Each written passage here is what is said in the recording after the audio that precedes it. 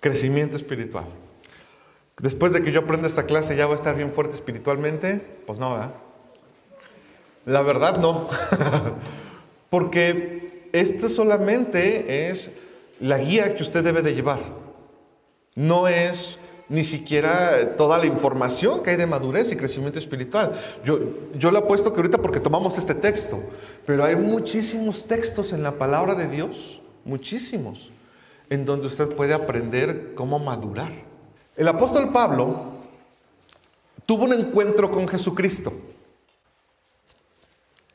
Pero el apóstol Pablo es el único que va a encontrar en la Biblia que mató cristianos, el único cristiano que mató cristianos en algún tiempo de su vida. El único que encontramos en la Biblia. No digo que sea el único que haya existido, seguramente hubo más. Pero encontramos que él mataba cristianos, él perseguía cristianos. Entonces, quien escribe esto, si nos vamos a un contexto hermenéutico, lo escribe una persona con mucha autoridad, porque es una persona que viene desde ceros. ¿Usted ha matado a un cristiano alguna vez? Quiere decir que Pablo estaba peor que nosotros, pero terminó siendo, la verdad, un héroe del evangelio. Ahora, el apóstol Pablo no estuvo caminando con Jesucristo.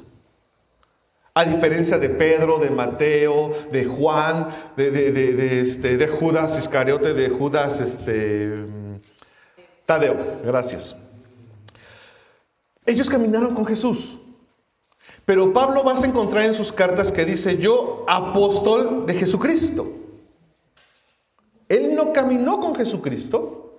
¿Por qué se autonombraba apóstol de Jesucristo? Porque él decía: yo fui discipulado por Jesucristo. ¿Vamos bien? Él fue discipulado por Jesucristo porque encontramos que Pablo tiene un encuentro con el mismo Jesús. Cuando él va, dice la palabra que él iba en el camino y de pronto él recibe una luz muy fuerte, cae y le dice: Pablo, ¿por qué me persigues? Entonces dice Pablo: yo tuve un encuentro con Jesucristo ahí.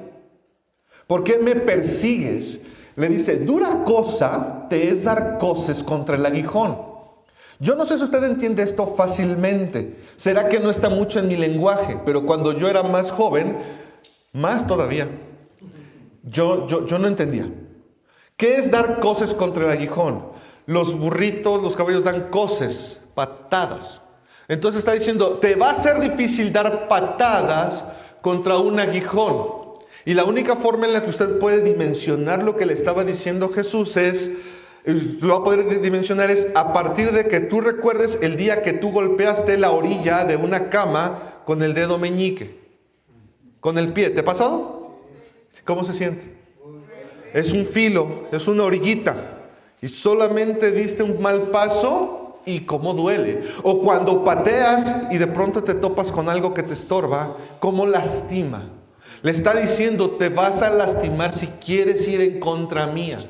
Eso significa dura cosa, te es dar coces contra el aguijón. Él tenía un nivel de autoridad grande porque él se encuentra nada más y nada menos que con el mismo Jesucristo y viene de menos cero. Ahora, ¿qué ventaja tenía Pablo?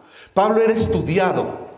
Para todos aquellos que no han entendido todavía la importancia de estudiar, es que Pedro no era estudiado. Fíjense qué interesante cómo es Dios. Utiliza a Pedro, que no era estudiado, para predicarle a los judíos, que eran estudiados por costumbre, por cultura. Los judíos hasta hoy en día por cultura son letrados. Leen muchísimo más que usted y que yo, aunque sea la Biblia, pero la leen. Y digo aunque sea que nosotros quisiera que leyéramos la Biblia, ¿no? Pero ellos, los judíos eran letrados y Pedro va al judío. Pablo es estudiado. Qué importante es que tú estudies. Porque Pedro, ¿cuánto escribió de la Biblia? 2 cartas. Y se le atribuyen 2 cartas. Y se le conoce a eso como teología petrina. Pablo, ¿cuánto escribe del Nuevo Testamento siendo estudiado? Dice muchos, casi todo. Porque después de Hechos, Pablo... Bueno, de hecho, que en Hechos se habla de Pablo. Y no lo escribe Pablo. ¿Quién escribe Hechos? Exacto, hijo. Lucas. Lucas escribe Hechos. Se le atribuye a Lucas porque Lucas empieza el libro de Lucas diciendo, oh Teófilo, le escribe a Teófilo. Y Hechos también se lo escribe a Teófilo. A la misma persona es dirigida la carta. Entonces se le adjudica por eso a Lucas. La escritura, todo nos muestra que es Lucas. Pero Pablo escribe después de Hechos. ¿Qué sigue después de Hechos? Romanos. Luego sigue Corintios y 2 cartas, ¿no? Gálatas, Efesios, Filipenses, Colosenses, 1 y 2 de Tesalonicenses, 1 y 2 de Timoteo, Tito, Filemón, Hebreos, Santiago. Nada más. Cuanto tú más le puedes ofrecer a Dios, Él más te puede utilizar. A Dios le gusta la gente estudiada. No la prefiere. No la prefiere. ¿Por qué no la prefiere? Porque Él nos ama a todos por igual. Así tú no hayas estudiado nada, Dios te ama. Pero aquí podemos ver que cuando tú más te preparas, más oportunidades tienes hasta en el Evangelio para servir. No es lo mismo una persona que ha estudiado y puede hablar con ingenieros, por ejemplo, mi caso, que puedo hablar con un ingeniero y un ingeniero a lo mejor me puede decir, no, yo soy estudiado, no creo en Dios. Yo también, y sí creo en Dios. Y entonces ya tenemos argumentos. Los jóvenes entonces que deben de buscar y ser igual que Pablo, ser estudiados, no ser flojos. Entonces encontramos que Pablo tiene autoridad para escribir esto. Y entonces él seguramente desarrolla una vida cristiana desde ceros. Porque cuando él queda ciego, es enviado para que lo discipulen. Y le enseñan a Pablo desde ceros. Pablo, tú conoces la Biblia, porque Pablo conocía la Biblia. ¿Sabía que Pablo conocía la Biblia aún antes? Bueno, lo que en ese momento se consideraba Biblia, porque en ese momento todavía no estaba escrita la Biblia. Pablo iba a escribir una parte importante, entonces no existía la Biblia como la conocemos. ¿Qué era lo que existía en ese momento? La ley, los profetas, lo que usted va a escuchar ahora como la Torá. Eso era lo que existía. Y Pablo lo conocía porque Pablo era fariseo educado a los pies de Gamaliel. Es decir, que Pablo era un estudiado tremendo, porque para estudiar con Gamaliel hasta lo presume. Es como si tú dijeras, soy ingeniero egresado del MIT en Estados Unidos. No era tan fácil estudiar con Gamaliel. Gamaliel era un teólogo muy importante en su época, un conocedor de la palabra. Entonces Pablo conocía la Biblia, pero no tenía la interpretación como nosotros hoy la tenemos de Jesucristo. Es decir, si él leía de Adán y Eva, no entendía que cuando Adán y Eva fueron justificados, por decirlo así, porque no había justificación en ese momento, pero cuando fueron tapados con las pieles de un animal, tenía una simbología que hoy podemos estudiar. Ellos se tapan con hojas de higueras, después hay un primer sacrificio y con las pieles de ese sacrificio se tapa a Adán y a Eva. Ya hay desde ahí una simbología. El pecado solamente se va a poder quitar a partir de un sacrificio. Pero Pablo no tenía esa interpretación todavía. Es decir, Pablo tuvo que reaprender. ¿Y sabes qué? Es más difícil reaprender a veces que aprender. Porque reaprender tienes que desaprender. Entonces, para que tengas un crecimiento como hijo de Dios, lo primero que tienes que hacer es desaprender. ¿Y qué difícil es desaprender? Porque ahí tienes ya hábitos. ¿Te ha pasado que tienes un mal hábito y aprenderlo fue muy rápido? Pero quitarlo y poner otro en su lugar correcto, qué difícil es. Pablo pasó por esto. Entonces él en esa autoridad te está diciendo, vosotros también poniendo toda diligencia. ¿Qué es diligencia? Algo que podríamos predicar en la iglesia durante domingos y domingos. ¿Qué es diligencia? ¿Alguien me puede decir qué es diligencia? ¿Cómo? No. Disciplina. Desde ahí los hijos de Dios tenemos que crecer. Disciplina. ¿Cuántos aquí tenemos realmente una disciplina? Una disciplina, es decir, todos los días, Y aquí está diciendo Pablo, sé diligente, no lo dejes a la ligera, no le quites la importancia que tiene. Te voy a explicar algo. No importa cuántas personas vayan a una iglesia, importa cuántas personas están creciendo. ¿Por qué? Porque muchas personas van a pasar por una iglesia, por esta y por cualquier otra, pero pocas personas, la iglesia va a pasar por ellos, Dios va a pasar por ellos. No lo dejes a la ligera. Tiene una importancia tremenda que tú crezcas espiritualmente, porque si tú no creces espiritualmente, no importa qué ministerio tomes, vas a tronar. Vas a terminar yéndote de la iglesia, vas a terminar renegando de Dios. A veces hay personas que dicen, yo no sé por qué en la semana me sentí muy débil, me sentí sin ganas de buscar a Dios, y estamos como con esas actitudes que honestamente todavía son de un cristiano párvulo, un cristiano que apenas está iniciando en el camino de Dios, y eso es porque no nos alimentamos con seriedad. La parte que nosotros ocupamos hoy en día de discipulado es los jueves de clase, y te ayuda mucho, pero no puedes conformarte con esto. Tú mides a una persona cuando es madura, o cuando un niño empieza a crecer, mides que empieza a madurar, porque ya no tienes que hacer el avioncito para que abra la boca. A veces los pastores, los predicadores, los que dirigen aquí tienen que jugar al avioncito para que la gente abra la boca.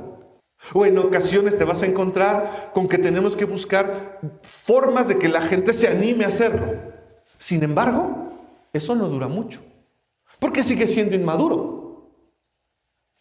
¿Sí, muy bien? La persona sigue siendo inmadura. Tienes que seguirle haciendo avioncito. ¿Cuándo mides que ya maduró? Cuando él solito agarra la cuchara y se mete la comida en la boca. ¿Cuándo mides tú que estás madurando? Cuando tú solito agarras la cuchara. Puede ser que un jueves no estés, puede ser que muchos jueves no estés, pero tú estás agarrando la cuchara. Es decir, estás agarrando la Biblia y te estás alimentando. ¿Qué pasaría si un niño lleva 15 días sin comer y llega y te dice, me siento débil? ¿Qué le dirías? Aparte de meterle un zape. Sí, porque no inventes, llevas 15 días sin comer. ¿Cómo querías sentirte? ¿Había forma que tuvieras energía después de 15 días que no comes? Y todavía te dice el bebé, es que no entiendo qué pasa, mamá. ¿Qué le dirías? Sí, entiendo que no entiendes. Me queda claro. Si lo entendieras, comerías. Pero no lo entiendes. Eres inmaduro. Ven, hijo. El avión. Come. Esto vas a ver que te va a dar energías. Termina de comer y como que después de comer me sentí diferente. Pues sí. Y al otro día otra vez no come. Así somos a veces. Es increíble. Pablo te está diciendo, tómalo con diligencia. Por eso, a esto mismo, fíjate, a la diligencia, a la disciplina, al hábito de buscar a Dios, agrégale fe. O sea, hazlo creyendo. ¿Se acuerdan que vimos eso? Y a la fe, agrégale ¿qué? Virtud. ¿Qué quedamos que era virtud? ¿Cómo? Enriquecer la vida de los demás. O sea, lo crees y enriquece a los demás. Son muchos pasos que se oyen muy fáciles, pero si tú te lo llevas como muchas cosas hacemos desgraciadamente en religiosidad, que solamente vamos el domingo, escuchamos, qué padre, qué bonito, ya cumplí. Estás cayendo en religiosidad. Religiosidad es hacer muchas actividades por hacerlas, o religiosidad es hacerlo por cumplir un protocolo, y nosotros necesitamos una relación con Dios. Entonces dice aquí, virtud. A la virtud que damos que es conocimiento. O sea, estás enriqueciendo la vida de los demás, pero sigues aprendiendo. Aquí llega la lectura de la palabra de Dios. ¿Cuántos lo han hecho? Más o menos ve analizando. Si estás en un camino a la madurez, o aunque tengas estas clases, tu camino no es hacia la madurez. Luego dice, al conocimiento, dominio propio. Y hablamos mucho de dominio propio. Después dijimos, al dominio propio, la paciencia. ¿Alguien creció en paciencia esta semana? Qué bueno. Todos seguimos creciendo. Yo creo que es una de las áreas de mi vida que honestamente creo que va a seguir creciendo todos los días. A la paciencia nos dice ahora piedad. A la piedad, afecto fraternal, y al afecto fraternal, amor.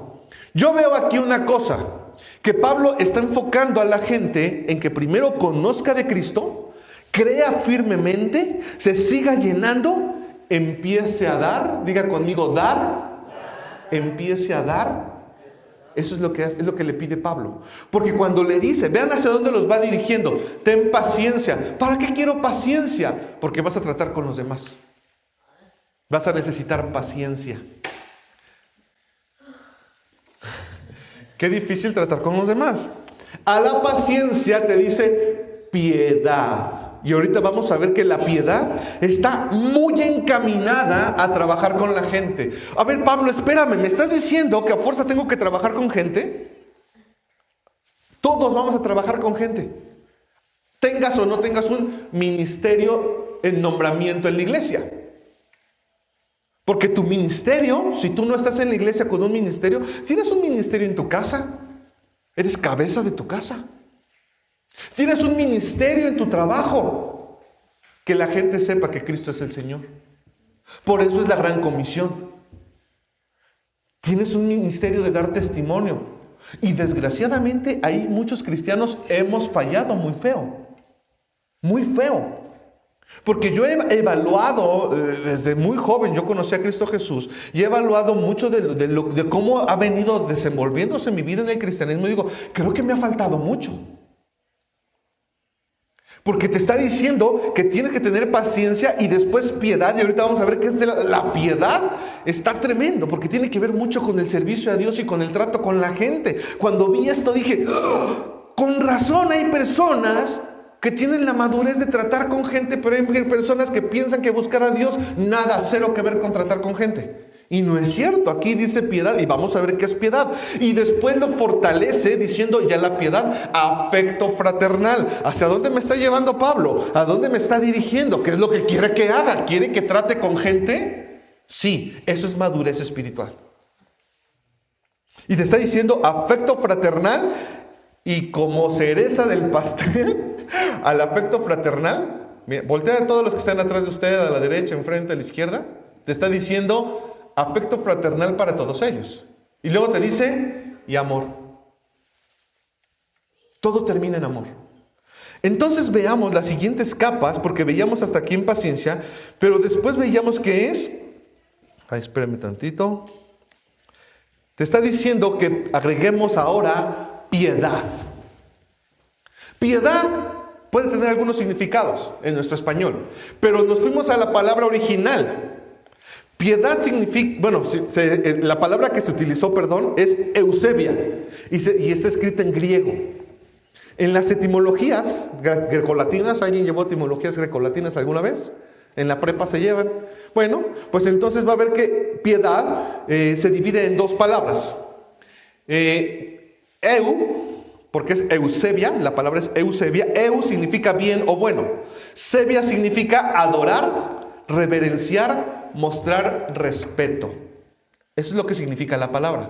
Pero vamos a ver cómo se utiliza esta palabra en el Nuevo Testamento. ¿Sabe quién fue la persona que más utilizó esta palabra en el Nuevo Testamento? Pablo. Porque Pablo está encargado de llevar a la gente a madurar. Pablo, su ministerio era que la gente no solo recibiera a Cristo, como a veces nos ha quedado por costumbre. En el cristianismo, desgraciadamente, hoy nos hemos reducido a pensar, mi labor es que la gente acepte a Cristo. Lo demás es obra del Espíritu Santo. ¿Cierto o no? Pues estamos equivocados. Pablo no hacía eso, ¿sabías? Pablo llegaba a un lugar y se establecía. ¿Qué quiere decir que se establecía? ¿Cuánto cuesta la renta? Yo aquí me quedo. Y se quedaba no un día ni dos, se quedaba cuando menos 2 años, 1 año. ¿Por qué? Porque primero buscaba que aceptaras a Jesús. Ahora bien, muchos se conforman con que únicamente hable, ¿no? Porque con la boca se confiesa para salvación. Pero con el corazón se cree para justicia. Y eso es que nosotros con el corazón vamos a tomar toda la justicia que Jesús derramó en la cruz. Tiene que haber un discipulado.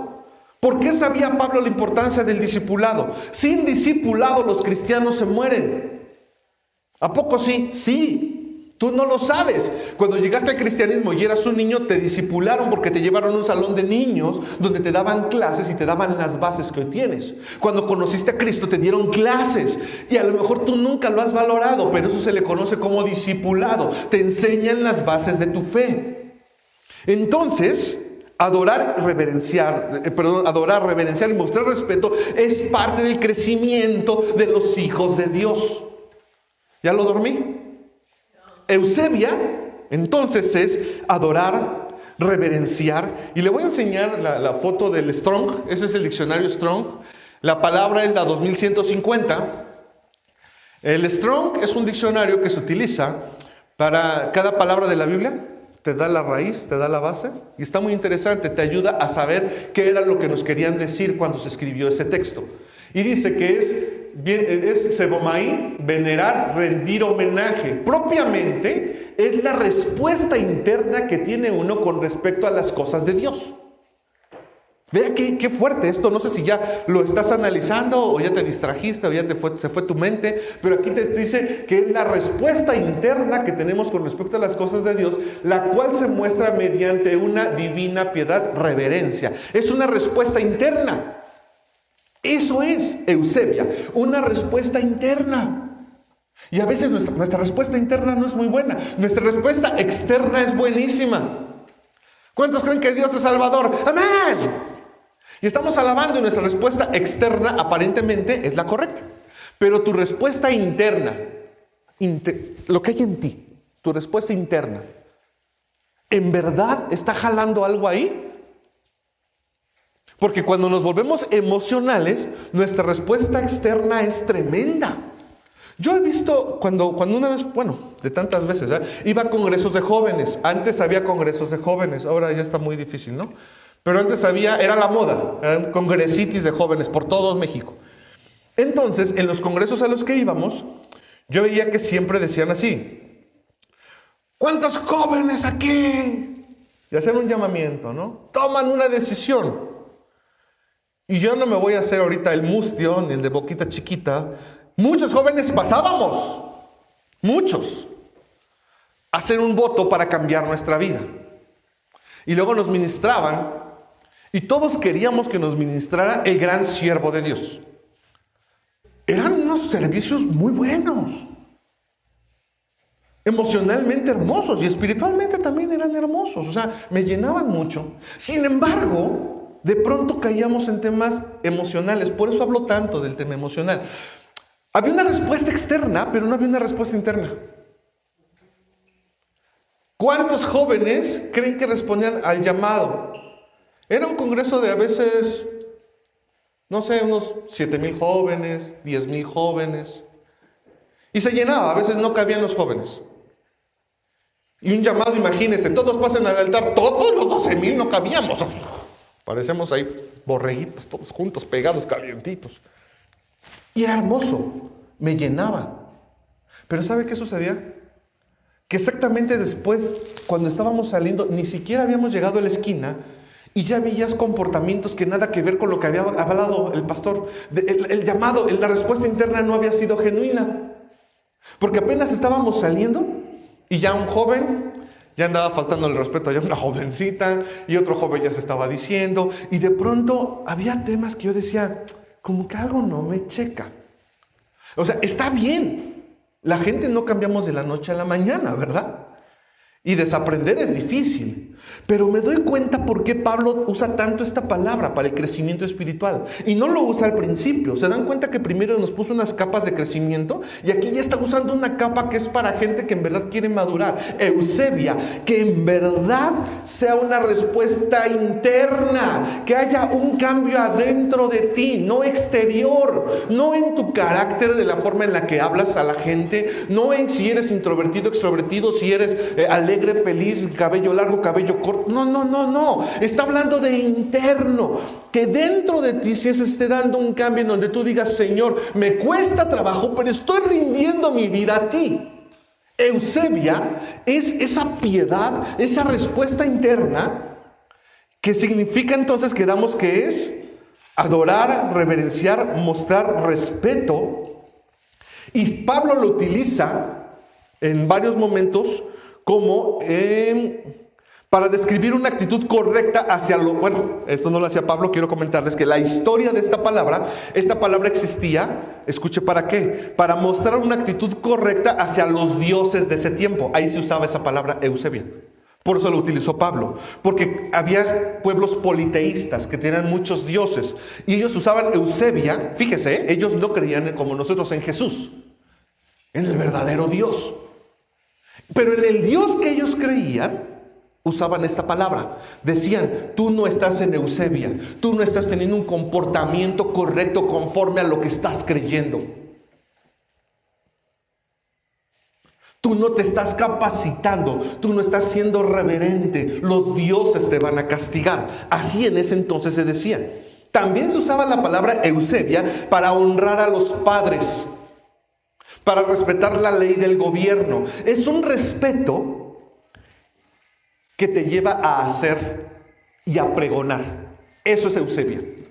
Entonces, encontramos que en el Nuevo Testamento lo cargan en un sentido cristiano, no solo religiosidad, sino actitud de reverencia sincera hacia Dios. Una vida práctica que refleja esa devoción, obediencia, amor, rectitud. No se trata de ritos vacíos, sino de una vida transformada. Por eso en español casi siempre se traduce como piedad, entendida como devoción práctica y no solo como compasión.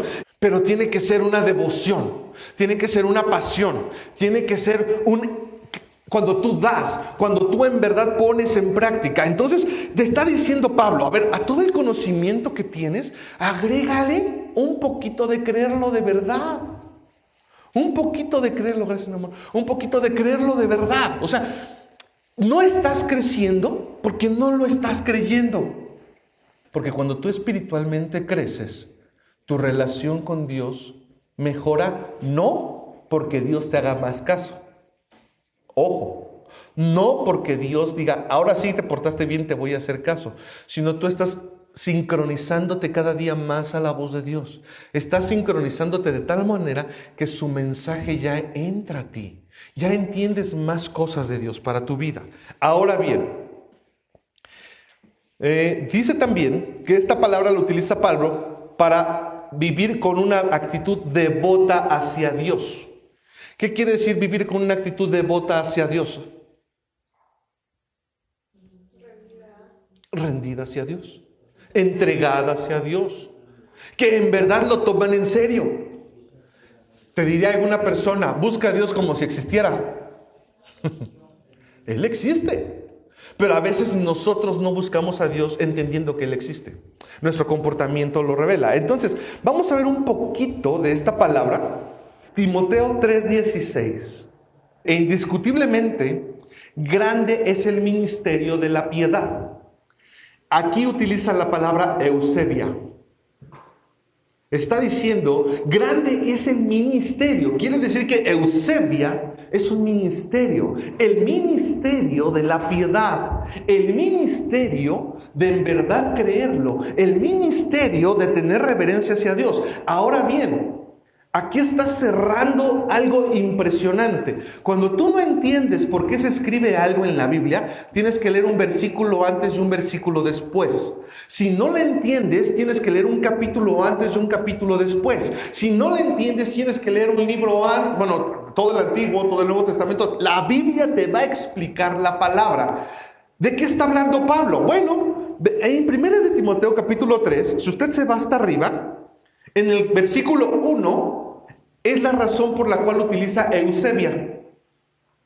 Dice ahí que el versículo 1 es palabra fiel. Si alguno anhela obispado, buena obra desea.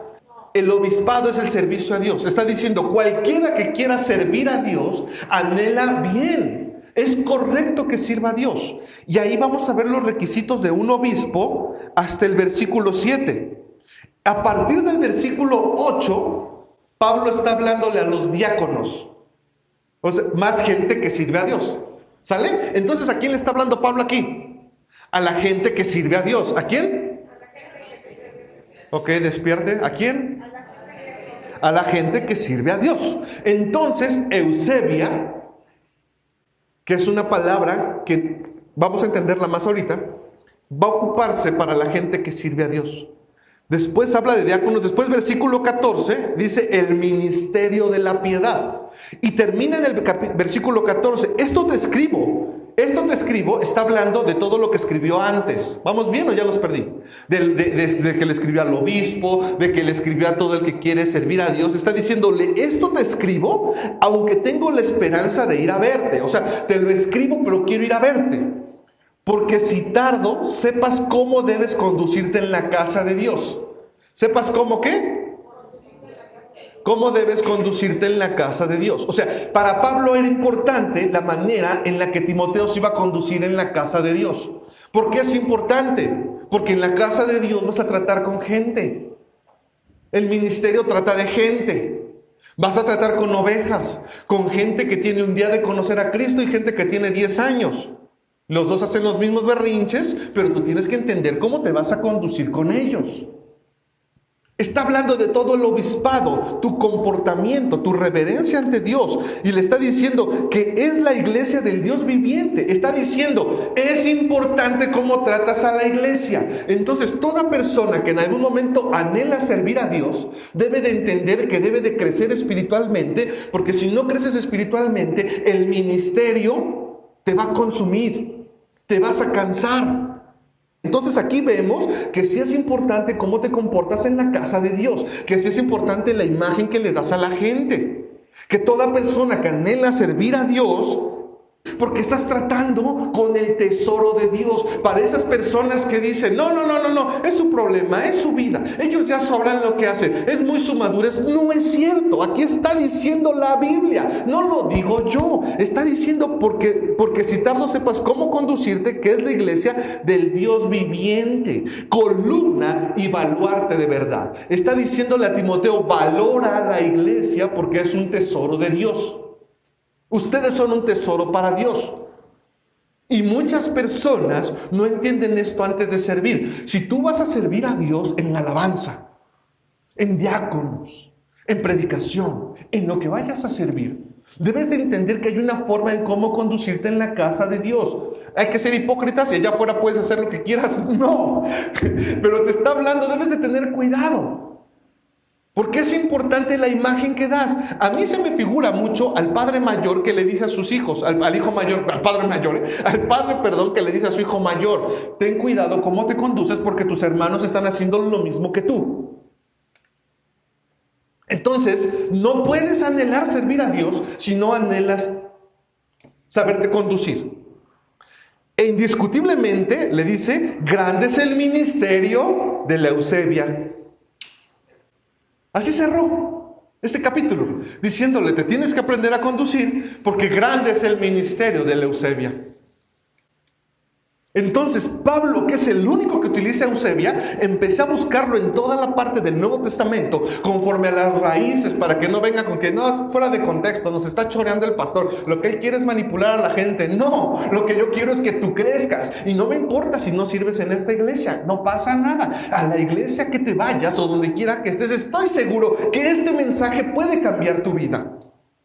Porque vas a entender cómo te debes de conducir. Debes entender que es importante que los hijos de Dios tomemos un compromiso. En la semana una persona me dijo, ¿y por qué tengo que ir a la iglesia si no tengo ganas?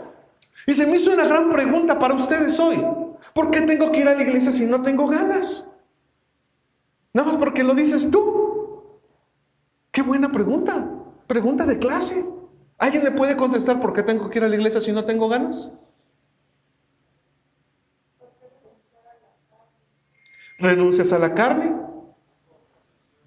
¿Por convicción? Simplemente porque necesita a Dios, porque Dios lo pide y porque la Biblia nos está diciendo, ten cuidado cómo te conduces. Ahora, no te preocupes, porque mi respuesta fue esta. Porque esto es para los obispos, para los que quieren servir. Y si tú no quieres servir, pues eres oveja. Ahí tú sabes si algún día maduras, no pasa nada. Eso sí, si quieres servir, la Biblia dice, bueno, es que aquí tengo mi Biblia, ¿va? Pero la Biblia dice cómo se sirve. No lo inventó Fer. Ahora bien, vayamos a primera, lo saqué de contexto para hacer un pretexto, ¿vale? Vámonos a primera de Timoteo capítulo 5, versículo 4. Primera de Timoteo capítulo 5, versículo 4. Vea, es más, primera de Timoteo desde el capítulo 5, versículo 1, voy a leerle cuando se usa la palabra Eusebia otra vez, la vuelve a usar Pablo y habla de madurez. Y veamos cómo dice: no reprendas al anciano. ¿A quién le está hablando? A los cristianos que están en la iglesia. Entonces, ¿es bíblica o no es bíblica la iglesia? Hay capítulos enteros donde Dios le está dando línea a la iglesia. Si la iglesia no fuera bíblica, si no tuvieras que congregarte, no habría tantos capítulos para darte línea. Si el cristianismo se redujera al tiempo de servicio, no habría tantas reglas como debes de tratarlos fuera del servicio. Y dice aquí: no reprendas al anciano. Y no se refiere al viejito. Los ancianos en la iglesia son personas que están puestas en un nivel de autoridad porque son personas con alto nivel de conocimiento, que nos dan consejería. Escucha lo que te digo, no confundas. Consejería es un consejo, y en nuestro caso, por ser iglesia cristiana, nos basamos en la Biblia para decirte: a ver, tu problema es 1, ¿qué dice la Biblia del problema 1? Dice esto. El 99% de gente que conozco pide consejo para no seguirlo, pero ese ya es su problema. Hay personas que me dicen, y me ha tocado: pastor, es que este niño es bien hermoso, no conoce de Cristo, es casi perfecto, solo le falta conocer de Cristo. Le digo: pues ese pequeñito, casi perfecto, no conocer de Cristo, te va a meter en muchos aprietos. La Biblia dice esto de tu problema. Ya tú decides si lo haces o no. No confundamos consejería con terapia psicológica. Eso es otra cosa. Para eso hay psicólogos. Aquí se da consejo conforme a la Biblia. Tú sabes si lo sigues o no. Entonces dice aquí: no reprendas al anciano. Es un consejo que no reprendas a la persona sabia que está dando consejos a la iglesia y que se equivocó. Sino exhórtale como a padre, como si fuera tu papá. Háblale con amor. Ay, pero ¿por qué les tienes tanta paciencia en la iglesia? Pues porque la Biblia me ordena. A los más jóvenes como a hermanos. Oh, por eso a los jóvenes se les trata con cariño, como a hermanos.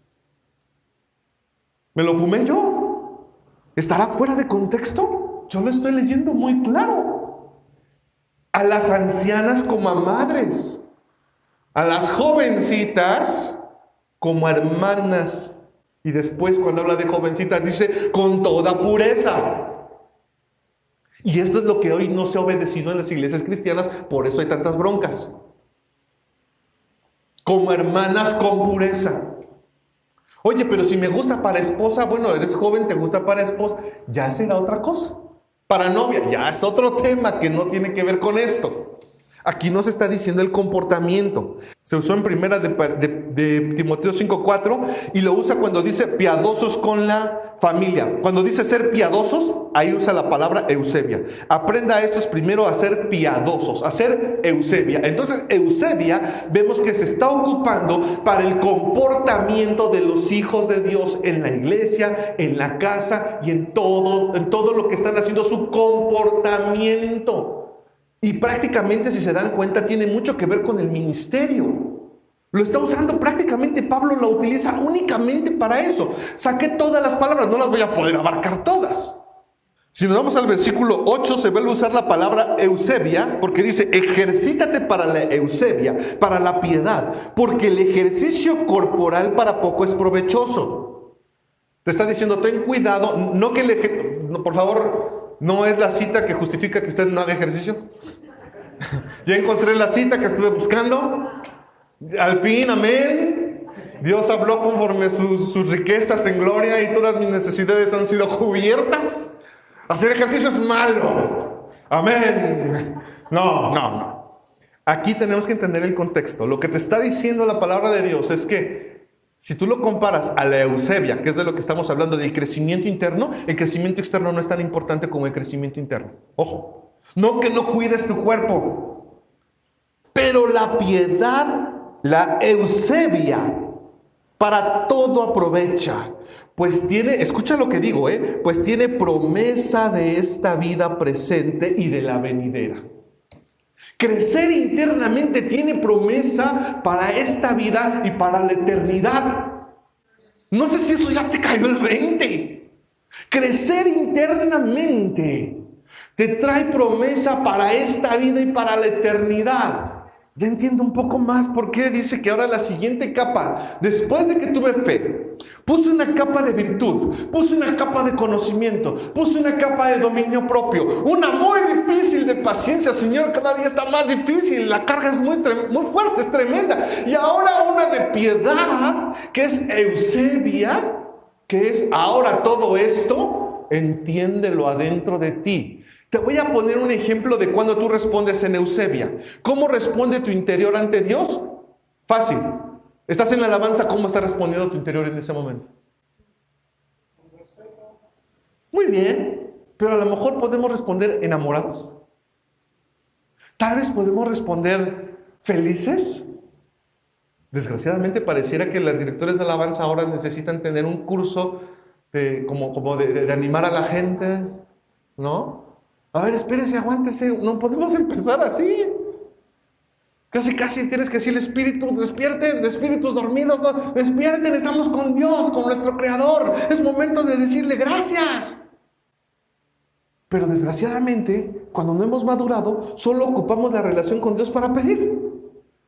Y la alabanza es un momento en el que tú das. Ahí no pides. A veces sí pedimos, pero cuando tú alabas, le das gracias a Dios por lo que hizo. Le das gracias a Dios por lo que hace. Le das gracias a Dios por lo que va a hacer. Es alegría. Gracias, Señor, porque me sacaste de la esclavitud, del pecado y de la muerte. Gracias porque ya no estoy condenado a un infierno. Soy muy fuerte. Y la palabra infierno casi no nos gusta decirla en el púlpito. Pero era el futuro que nos esperaba. Y gracias a Él ya no te toca ese futuro. Porque su palabra es muy clara. Y Él dice que ya te libró de la esclavitud, del pecado y de la muerte. Es más, las consecuencias de tus errores son tremendas. Pero en Cristo Jesús ya se fue todo eso. Tal vez en la tierra tendrás una consecuencia. Pero con Dios ya no hay culpa. Con Dios se acabó esa vida. Tienes una vida diferente. En Isaías nos explica un poco, en Isaías capítulo 40, versículo 29, nos explica un poco cómo debería de ser la Eusebia. Él da esfuerzo al cansado. ¿Él da esfuerzo a quién? Ok. Multiplica las fuerzas de los que no tienen ninguna. Los muchachos se fatigan. Se cansan, los jóvenes flaquean y caen, pero los que esperan en Jehová tendrán nuevas fuerzas, levantarán las alas como las águilas, correrán y no se cansarán, caminarán y no se fatigarán. Él da esfuerzo al cansado. ¿Te ha pasado que estás cansado? Le pides a Dios energía y sigues igual de cansado? A mí sí. Porque no hemos entendido. Algunas personas piensan que esta cita se refiere a que si tú estás trabajando y estás cansado y le digas, Señor, dame fuerzas, de pronto como si comieras espinacas y fueras Popeye, otra vez ya tengo energía y sigo haciendo las cosas. Y no es cierto. Aquí no dice eso. Aquí está hablando que para que tú tengas energía debe de haber un cambio adentro de ti. Interior. Eusebia, la respuesta cae dentro de ti. Los que esperan en Jehová. ¿Por qué usa esperar? Porque la desesperanza viene cuando tú esperas en algo que no sea Dios. Yo espero que en la iglesia me traten bien. Yo espero que mi esposa me sobe los pies hoy que llego cansado de servir a Dios. Yo espero que mis hijos me traten de maravilla. Yo espero que la iglesia me cargue en hombros porque hoy yo trapié la iglesia y me quedó re bonita. Realmente eso te va a minar las fuerzas. Aquí lo que te está diciendo, está hablando de gente cansada, gente fatigada y está usando jóvenes. ¿Ya se dieron cuenta? No usa viejos.